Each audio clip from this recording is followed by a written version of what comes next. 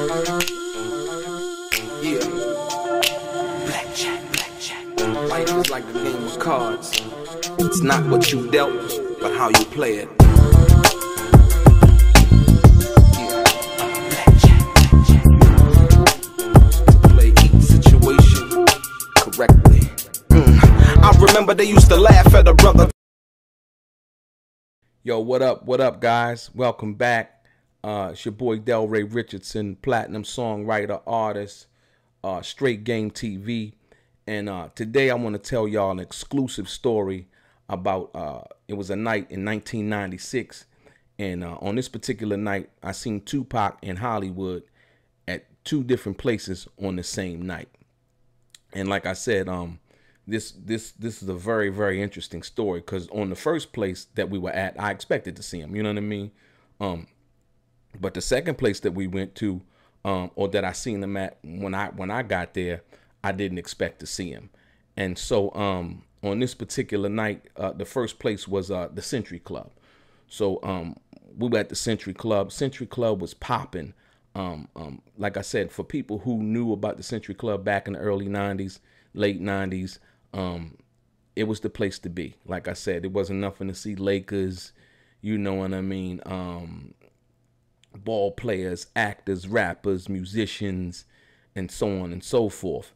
And so on this particular night, you know, as the club would end, you know, people would go to certain spots in Hollywood, like after-hour spots, underground after-hour spots, or well-known after-hour spots. It all depends on, you know, what you wanted to do. And it was this one in particular restaurant that people will go to also, called Jerry's Deli, which was near Beverly Hills on San Vicente Boulevard. And that was a very hot spot to go. Like I said, you know, it was nothing to see, just like, you know, everyday celebrities, people you would see on TV, just chilling with their friends, eating, having food, and having a real good time, you know, like after the club or whatever. And so on this particular night, I usually would take the 405 and just go straight back to Long Beach, where I was staying at that particular time. But on this particular night, I wanted to go cross town. So you would go, the Century Club was on the spot on a street called Avenue of the Stars. And so right down, like 2 blocks down, a block or 2 down was Santa Monica Boulevard. And this is where the club that I went to was on. That the second club, the place that I went to, was on that I seen Tupac. So I decided to go cross town to take the 101 to the 110 to the 710 back to Long Beach and hit this spot, you know, on my way home. So as I get to the spot, the place was called Peanuts. And on this particular night, yeah, you know, Peanuts. And I want to tell you how I got introduced to Peanuts so that you understand. I had a friend of mine who was an actor before I came to LA. And he had done a few major roles. He had done The Fresh Prince of Bel-Air. He had done The Cosby Show, and so on and so forth. You know, a couple of major roles in some movies and things like that. My man Keith Amos, rest in peace. And so on this particular night, I'm hanging out with him, you know what I mean? And he knew everybody, you know what I mean, in Black Hollywood. They kind of had their own, you know, kind of crew or whatever. So we coming from this one club. And at the end of the club that we coming from on this particular night, I'm like, yo, what you about to do? He was like, yeah, I'm about to go to the gay club. I'm like, the gay club? Like, what you mean the gay club? He was like, nah, it ain't like that. He was like, yo, it's a all female club. It's a lesbian club. He was like, and everybody, you know, go there. I'm like, word? He's like, yeah. I'm like, all right, cool. You know, so I'm like, all right. So he's like, you know, you can go. I'm like, okay, cool. So we go to the club. And, you know, when we get there, like I said, he ain't had no problem getting in. Like I said, they knew him and so on and so forth. And so from there, he was like, you know, introducing me as his folks and so on and so forth. And so we get in there. When we get in there on this particular night, it's packed. It's like, you know, I'm like, wow, like, you know, you see, seeing people that I would see like on TV. I'm like, wow, what, you know, what's going on? But it's some of the most beautiful women that you ever possibly could see in Hollywood. And it would be like what he described was like this strippers coming, you know, from strip clubs or whatever. And they all, you know, it was just that type of environment. And like I said, you know, major players would come through. Mike Tyson, I heard Mike Tyson talk about it. Jamie Foxx, actually Mike Tyson, I think a story about him giving some girl a car or something like that, or buying some girl a car like on that night, or giving her one of his cars or something like that at Peanuts. And so yeah, so that's the type of vibe it was, you know what I mean? And so on the particular night when we coming from the Century Club, when I seen Tupac there, was okay, so going across town, stop at Peanuts, boom, go in there. I ain't really had no problem, you know, getting in, you know, no more, whatever. So on this particular night when I get into the club, you know, sizing the room up once again, you know, you seeing people who was in the industry and so on and so forth, you know, whether it was, you know, musicians, actors, whatever. And so on this particular night, I see Pac, and he's sitting at the bar, and he got a drink in his hand, and he's talking to this girl. I mean, yo, she was drop dead gorgeous, period.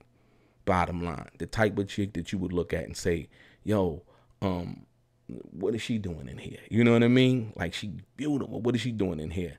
But like I said, it was what it was. And like, I would say a couple of minutes later, you know, shortly after that, this one young lady, she walks over to where Tupac and them are. And, you know, she's a little bit on the more masculine side, I should say, you know what I mean? But she's gorgeous too. And I'm like, wow. And so she walks over to the girl that Tupac is talking to, and she actually kissed her in the mouth. And I was like, whoa.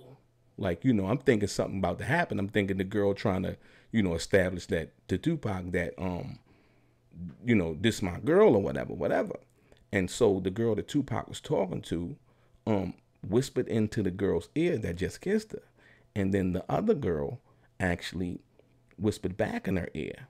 And she then grabs Tupac's hand and escorts him out the door. So they go out the door. And mind you, on this particular night, Tupac is driving his black Rolls Royce. The top is down. And they go out to the parking lot and they get in his car. Mind you, Tupac get in first. The masculine young lady, you know what I mean? She was beautiful too, but like I said, more on the guy side of the, I guess, the girl relationship or whatever. She gets in second, and the one that Tupac was initially talking to gets in third. And so as they in the car, you know, the one young lady that came over and kissed the girl, she started kissing Tupac. And while she's kissing Tupac, the other young lady, the one that he was initially talking to, is taking off her clothes.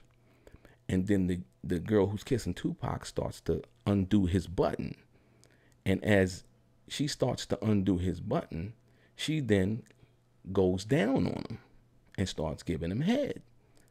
And I'm like, yo, this is crazy. I'm like, yo, this is, I mean, it's so like, I mean, it was unreal. I'm like, wow.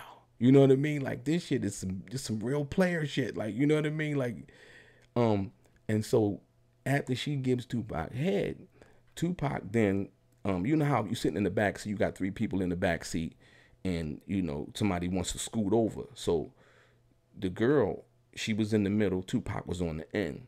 So the girl, she actually gets up, gets over Tupac. Tupac scoots underneath of her over to the other girl who actually just took off her clothes. And Tupac started hitting it. He was pounding her out in the car. I was like, wow.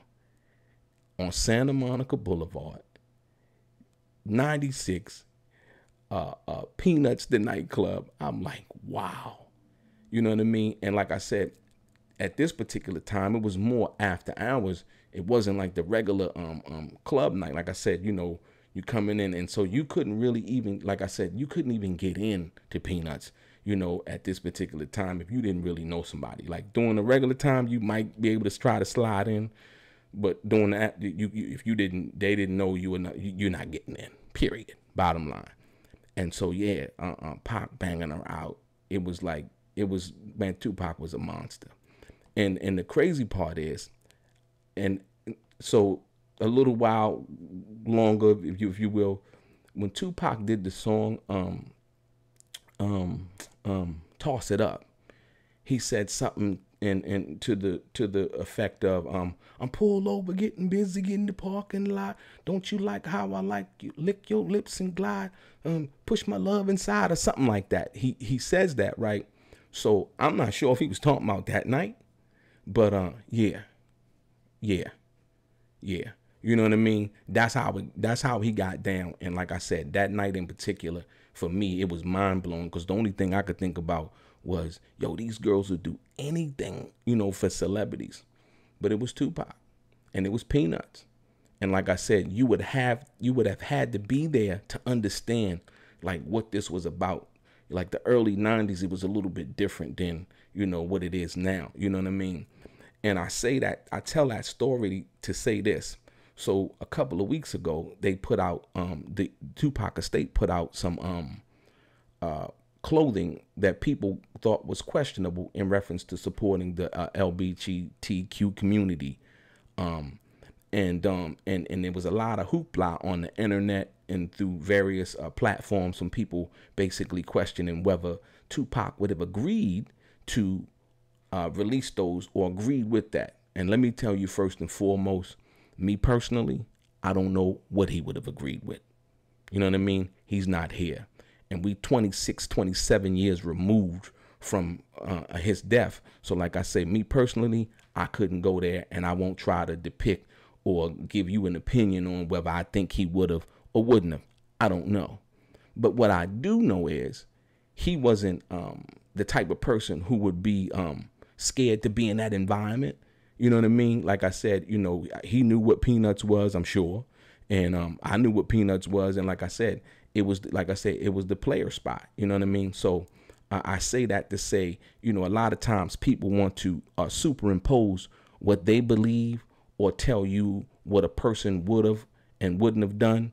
And like I said, me personally, 26, 27 years removed from his death, the only person that could actually tell you if he would agree with that would be Tupac Shakur. And he's not here to say that. So I'm going to leave that, at that. Like I said, that's the estate's business, not my business. Like I said, I'm just telling the story about when we was at Peanuts that night, coming from the Century Club. And so, and I'll say this, as to add to that, like I said, just the type of person that Tupac was overall. He was a universal soldier, you know what I mean? And I didn't never really see him, from my perspective, really hate on anybody from that perspective, So, and here's another thing, another story that you might be aware of. This was the early 90s, and Queen Latifah had talked about her doing a show in San Francisco at a gay club, and she said it was one of her first shows, and actually that Tupac was in town, because he was. He was a son of the Bay, the Bay Area, Oakland, Marin City, the whole 9 yards. And that he had came through and supported her, for her show. You know what I mean? No, Tupac wasn't gay, not at all. Like I said, but once again, it just shows the type of person that he was. He was a genuine dude. And so she said, yeah, he came through. They had a wonderful time that night. And she said she made like $10,000, and it was one of her first shows. And how at this show in particular, they wanted Tupac to take his shirt off, I guess to see his tattoos or whatever. And Tupac was like, no, you know what I mean? Which goes to show you that, I can come here to support my friend, but I'm not with the business. You know what I mean? That's just not who I am. That's not what I represent. You know what I mean? And so on and so forth. So at that particular time, most people would say, okay, cool, it is what it is. But like I said, coming from Queen Latifah, somebody who did juice with Tupac, somebody who knew Tupac before he was the Tupac that we all had came to know after that, or should I say you guys had all came to know afterwards. You know what I mean? Like I said, he was a universal dude, and he ain't really hate on nobody. And like I said, I tell those stories to just basically say that, like I said, in regards to what Tupac would have or wouldn't have supported, I don't really know. But I know in his life, like I said, from what I saw the night we were at Peanuts and the whole 9 yards, that wasn't something that he was into, hating on people. because of whatever they were into or where they would perform or, you know, handling their business. And I'm going to leave you with this one here. You know, just like when Gianni Versace called Tupac, and no, Tupac didn't call him. Gianni Versace called Tupac and asked him to come and model his clothes. And like I said, everybody knew Versace was a gay gentleman.